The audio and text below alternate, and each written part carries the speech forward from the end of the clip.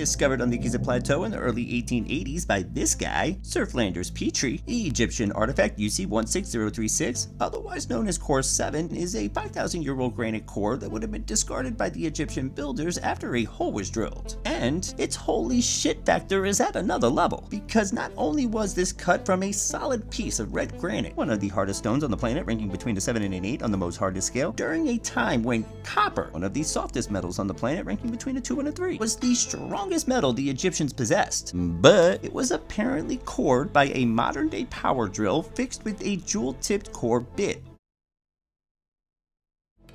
Let me explain. Analysis of Core 7, more specifically the grooves that wrap around it, indicate that the machine that made them, was not a bow drill, because a bow drill leaves a very distinctive pattern of breaks between the groove as the drill goes back and forth. Core 7, on the other hand, has no breaks, but rather one continuous line. B was rotating at around 1600 RPM, and C exerted a force of around 2000 PSI, both of which are distinctive markers of a modern-day power drill fixed with a core bit tipped or coated with a substance stronger than red granite and the crystals housed within it, which of course is shitballs crazy, especially when you consider the fact that at the time, the Egyptians didn't even know what the f a wheel was.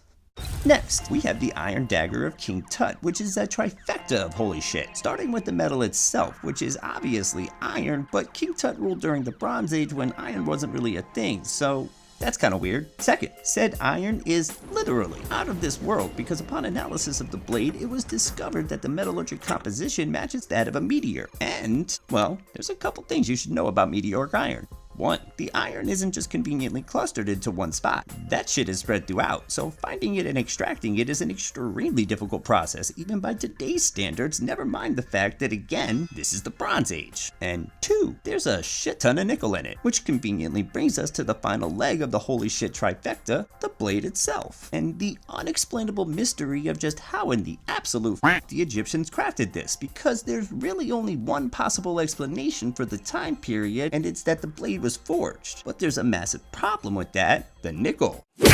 Nickels! Which makes the iron very brittle and impossible to forge, unless you fold it, stack it, and compact it until the metal becomes strong enough to forge. But the problem with that explanation is the blade shows absolutely no signs of any of that, which is fucking crazy, because it doesn't matter what your skill level is, that shit is impossible to hide, leaving us with only one shit-ass impossible explanation. The Iron Dagger of King Tut wasn't forged, but rather, it was cast in a mold at well over 3,000 degrees Fahrenheit, nearly 1,000 years before cast iron was first discovered in China.